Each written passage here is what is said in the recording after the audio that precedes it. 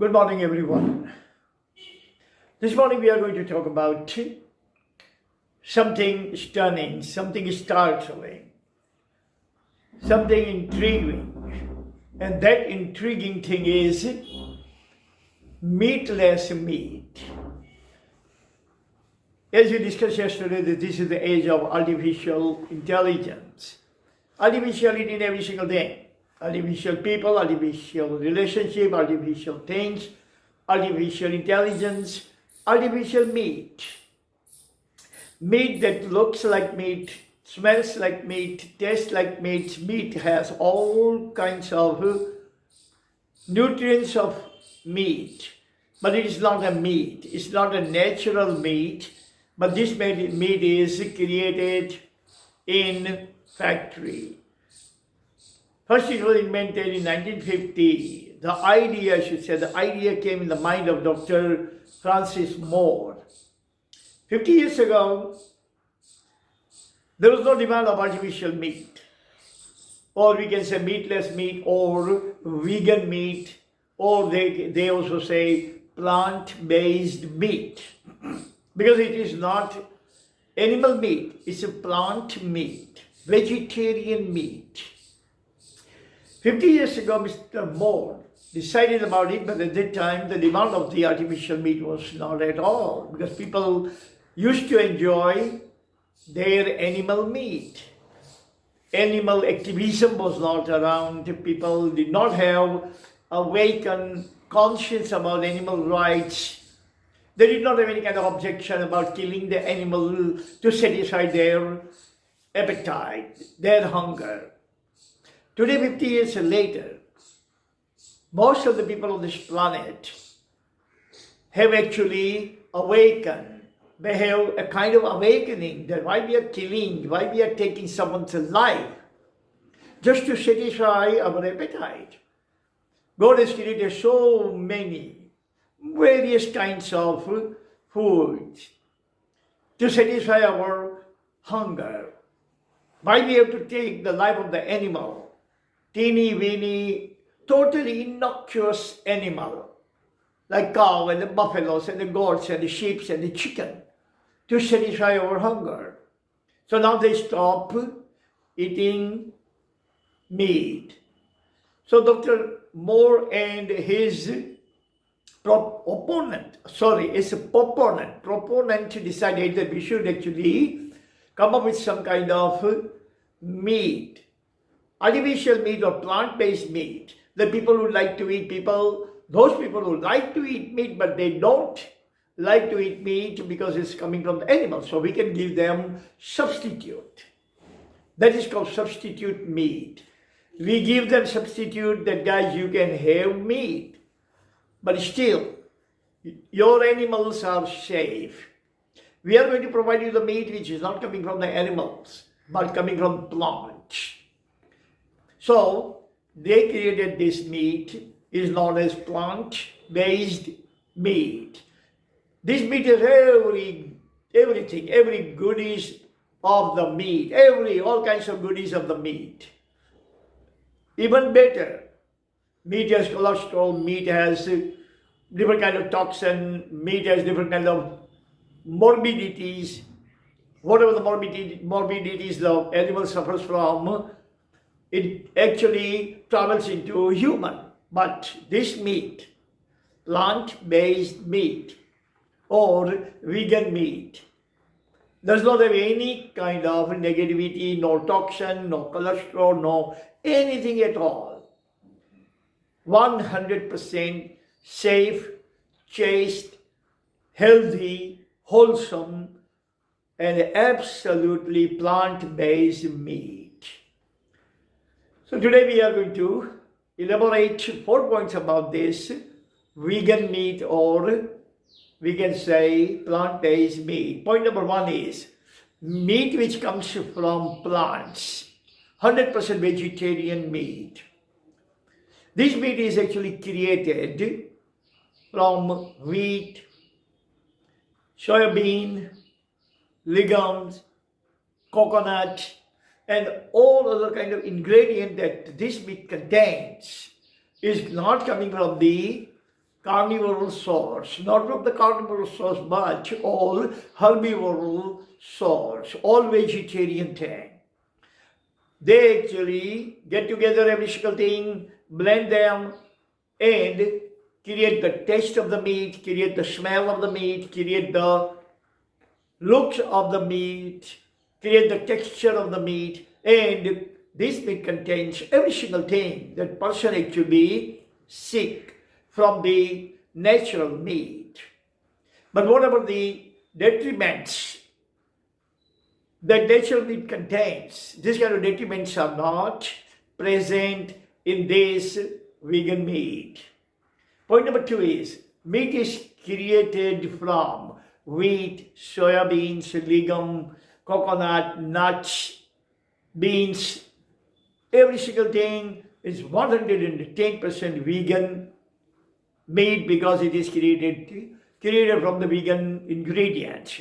It doesn't have any kind of animal lipid, animal tallow, or animal fat, animal muscles, animal impurities, animal toxins, animal maladies, animal morbidity. Nothing is there. And at the same time, the wonder of the meat is that it is so wonderful that it provides meat eaters every single thing that they look for in the meat. Its a taste is also just like meat, and it contains all kinds of nutrients, all kinds of vitamins, all kinds of protein, fiber, vitamin, all kinds of goodies that human body needs, or human actually salivate from the meat.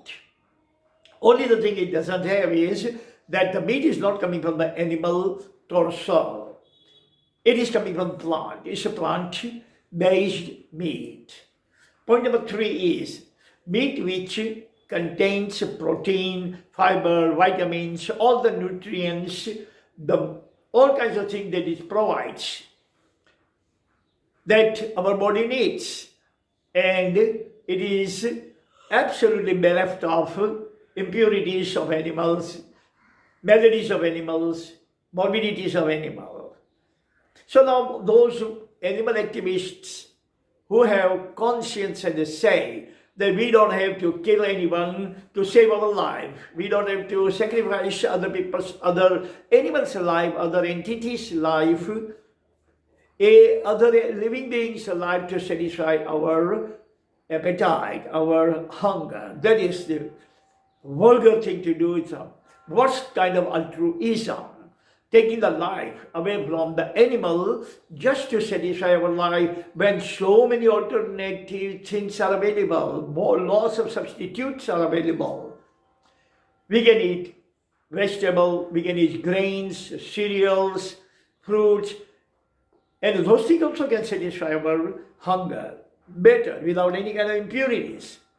So now these people who have been thinking pro-animal, they are pro-animal, they are animal activists. They stopped eating meat, but they were missing meat because they were meat eaters from the onset, in the womb of their mother. Their mothers were also eating meat. So every single thing was going in their body, when they were fetus. So it is very hard to change.